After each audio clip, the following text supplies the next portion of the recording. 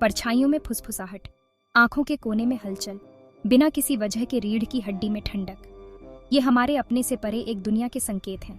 जिन्नत नामक शक्तियों द्वारा बसा हुआ संसार। वे वास्तविकता और कल्पना के बीच की जगहों में दुबके रहते हैं। उनकी उपस्थिति उतनी ही प्राचीन है जितना कि स्वयं समय। जिन्नत धुएं और आग की आत्माएं हैं। उनके पास इंसानी समझ से परे ताकते हैं। कुछ कहते हैं कि वे इच्छाएं पूरी कर सकते हैं, दूसरों का दावा है कि वे केवल दुर्भाग्य लाते हैं। लेकिन सभी एक बात पर सहमत हैं, उनके साथ खिलवाड़ नहीं करना चाहिए। ये प्राणी एक समानांतर आयाम में मौजूद है, फिर भी वे कुछ शर्तों के तहत हमारी दुनिया में प्रवेश कर सकते हैं। राज और मीरा सपनों से भरा एक युवा जोड़ा था। उन्होंने अभी अभी शादी की थी और साथ में अपना जीवन शुरू करने के लिए उत्सुक थे। दोनों शहर में काम करते थे, लेकिन एक शांत जीवन की चाहत रखते थे। उन्होंने बाहरी इलाके में एक घर की तलाश करने का फैसला किया, चरित्र और इतिहास के साथ कुछ। उन्हें क्या पता था कि उनका क्या इंतजार है। एक दिन उन्हें एक पुरानी हवेली मिली। यह शहर के किनारे पर राजसी लेकिन उपेक्षित खड़ी थी। कीमत आश्चर्यजनक रूप से कम थी। रियल एस्टेट एजेंट बेचने के लिए उत्सुक लग रहा था। राज और मीरा इसकी अलंकृत वास्तुकला और विशाल कमरों से मंत्रमुग्ध हो गए थे। स्थानीय लोगों की चेतावनियों के बावजूद उन्होंने घर खरीदने का फैसला किया। ये बस अंधविश्वास है। हम इसे रेनोवेट करेंगे और इसे अपने सपनों का घर बनाएंगे। मीरा ने सिर हिलाया, बेचैनी की एक सताती हुई भावना को दूर करते हुए। हवेली में पहले कुछ दिन उत्साह और कड़ी मेहनत से भरे थे। राज और मीरा ने सफाई की, मरम्मत की और जीर्णोद्धार की योजना बनाई। लेकिन जैसे जैसे उन्होंने घर के नुक्कड़ और क्रेनियों में गहराई से देखा, उन्हें अजीबोगरीब चीजें मिलने लगीं। छिपे हुए डिब्बों से अजीब कलाकृतियां निकलीं। दीवारों पर ऐसे चिन्ह बने हुए थे जिन्हें वे समझ नहीं पा रहे थे। ऐसा लग रहा था जैसे घर में राज छुपे हों जिन्हें वह छोड़ने को तैयार नहीं था। अटारी में मीरा को धूल से सना हुआ एक पुराना शीशा मिला। जब उसने उसे साफ किया तो उसे लगा कि उसने एक ऐसा चेहरा देखा जो उसका अपना नहीं था। वह पल भर में गायब हो गया। तहखाने में राज को एक कमरा मिला जो घर की किसी भी योजना पर नहीं दिखाई देता था। इसकी दीवारों पर जटिल नक्काशी की गई थी। उन्होंने ऐसे जीवों का चित्रण किया जो लगभग इंसान जैसे दिखते थे, लेकिन बिल्कुल नहीं। शायद हमें घर के इतिहास के बारे में किसी से सलाह लेनी चाहिए।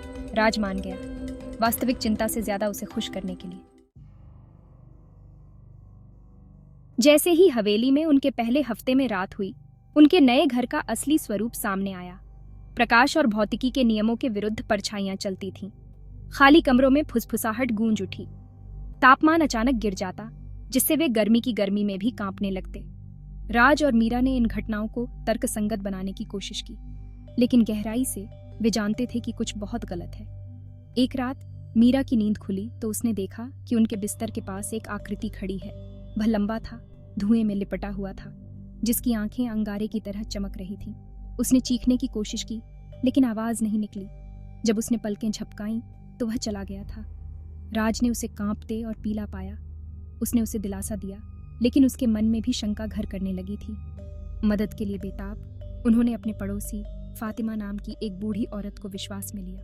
तुम जिससे निपट रहे हो वह कोई साधारण प्रेतवाद नहीं है।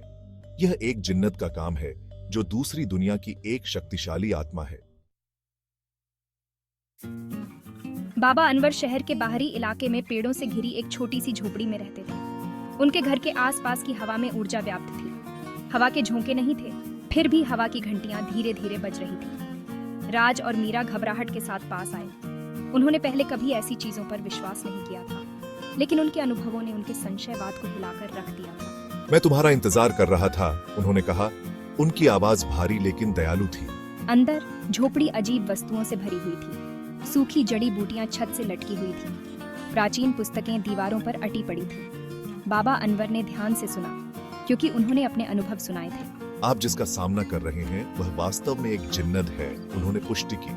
यह सुनने में तो शक्तिशाली लगता है। इसने आपके घर को अपने अधिकार क्षेत्र के रूप में दावा किया है। ये स्वेच्छा से नहीं छोड़ेगा। उन्होंने उन्हें चेतावनी दी कि केवल घर छोड़ने से समस्या का समाधान नहीं होगा। जिन्नत उनसे चिपक गया था। वे जहां भी जाएंगे ये उनका पीछा करेगा। बाबा अनवर के शब्दों ने राज और मीरा की रीढ़ की हड्डी में ठंडक पैदा कर दी। यह एहसास कि वे इस दुस्वप्न से आसानी से दूर नहीं जा सकते भारी था। फकीर ने उनकी निराशा को भांप लिया और उनके दोनों कंधों पर दिलासा देते हुए हाथ रखा। उम्मीद मत खोना, उन्होंने कहा। जहां अंधेरा होता है वहां उजाला भी हो सकता है। उन्होंने जिन्नत के स्वरूप के बारे में विस्तार से बताना शुरू किया। उन्होंने कहा कि ये प्राणी स्वाभाविक रूप से बुरे नहीं थे। वे दूसरे दायरे के प्राणी थे जिनके अपने नियम और प्रेरणाएं थीं। कुछ जिज्ञासावश मानव संसार की ओर आकर्षित हुए, दूसरों ने शक्ति या मनोरंजन की तलाश की। हालांकि उनके घर में जो था उसके इरादे कुछ ज्यादा ही भयावह लग रहे थे। यह संभव है कि यह जिन्नत बहुत पहले आपकी हवेली से बंध गया था, बाबा अनवर ने सोचा। शायद पिछले मालिक ने अपनी शक्ति का उपयोग करने की कोशिश की थी। लेकिन इस तरह के बंधन खतरनाक होते हैं। वे अक्सर उल्टा पड़ते हैं, जिससे जिन्नत क्रोधित और प्रतिशोधी हो जाता है। उन्होंने बताया कि समय के साथ वह शक्ति में मजबूत होता गया, अपने क्षेत्र में प्रवेश करने वालों के डर और नकारात्मक ऊर्जा को खाता रहा। सच्चाई सामने आने के बाद राज और मीरा को एक कठिन फैसले का सामना करना पड़ा। वे बाध्यकारी मंत्र को पूरा करने का प्रयास कर सकते थे और एक और भी बड़ी बुराई को हटाने का जोखिम उठा सकते थे। बहुत विचार विमर्श के बाद उन्होंने कार्रवाई करने का फैसला किया। बाबा अनवर ने उनकी पसंद पर सहमति में सिर हिलाया। साहस अंधेरे पर काबू पाने का पहला कदम है, उन्होंने कहा। उन्होंने यह बताना शुरू किया कि उन्हें अनुष्ठान के लिए क्या चाहिए होगा। पवित्र जड़ी बूटियां, शुद्ध मोम से बनी मोमबत्तियां और नमक और लोहे की छीलन का मिश्रण तो बस शुरुआत थी। फकीर ने मानसिक तैयारी के महत्व पर जोर दिया। राज और मीरा ने आने वाले कष्ट के लिए अपने मन को मजबूत करते हुए अभ्यास में दिन बिताए। अनुष्ठान की रात आ गई, अंधेरी और अमावस्या की रात। राज और मीरा अपनी हवेली के सामने खड़े थे, जिसकी खिड़कियां एक भयानक रोशनी से चमक रही थी। बाबा अनवर उनके साथ हो लिए, उनकी बाहों में सामान भरा हुआ था। उन्होंने दृढ़ निगाहों का आदान प्रदान किया। अब पीछे हटने का कोई रास्ता नहीं था। वे घर में दाखिल हुए। उनके पीछे का दरवाजा अपने आप बंद हो गया। अंदर हवा घनी और दमनकारी थी। दीवारों पर परछाइयां बेतहाशा नाच रही थी। ऐसा लग रहा था जैसे फर्श दुष्ट ऊर्जा के साथ धड़क रहा हो। इस रास्ते केंद्रीय कक्ष में सबसे मजबूत प्रतीक वहां स्थित हैं। उन्होंने नमक और लोहे की छीलन का एक घेरा बनाते हुए अनुष्ठान के लिए तैयारी शुरू कर दी। मोमबत्तियों को विशिष्ट बिंदुओं पर रखा गया था।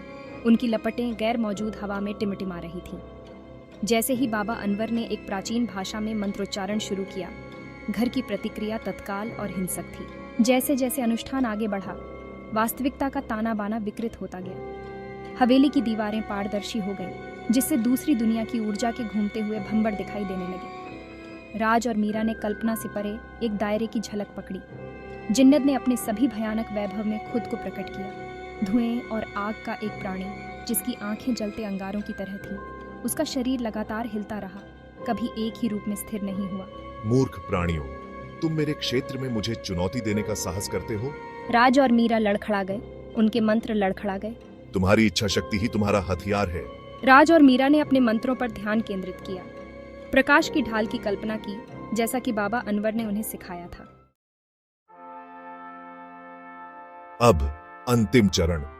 जिन्नत के हमले का सामना करते हुए राज और मीरा को ताकत के भंडार मिले, जो उन्हें नहीं पता था कि उनके पास है। उनकी आवाजें मजबूत, अधिक आत्मविश्वासी होती गईं। उनके चारों ओर सुरक्षात्मक बुलबुला जम गया, जो आक्रमण करने वाले अंधेरे को पीछे धकेल रहा था। बाबा अनवर का जाप उग्रता पर पहुंच गया। प्राचीन शब्द हवा में चमकते हुए प्रतीत हो रहे थे। जिन्नत मोड़ को भांपते हुए रणनीति बदल दी। ये उनके दिमाग में पहुंच गया, उनके गहरे डर और असुरक्षाओं को खोद रहा था। राज ने असफलता और हानि के दर्शन देखे। मीरा पर परित्याग और विश्वासघात की छवियों का हमला किया गया। एक पल के लिए वे लड़खड़ा गए। उनकी एकाग्रता टूट गई। इकाई ने अपने लाभ को दबाया। उसका धुएं जैसा रूप उनकी ओर बढ़ा। लेकिन निराशा के उस क्षण में राज और मीरा ने एक दूसरे का हाथ थाम लिया। उनके स्पर्श ने उन्हें स्थिर कर दिया। उन्हें उस प्यार और विश्वास की याद दिला दी जो उन्होंने साझा किया था। फकीर की आवाज चिल्लाहट में बदल गई। बाध्यकारी मंत्र के अंतिम शब्द शक्ति के साथ गूंज उठे। हवेली की दीवारों पर बने प्रतीक चमकने लगे, जिससे वह घेरा पूरा हो गया जो इतने लंबे समय से अधूरा रह गया था।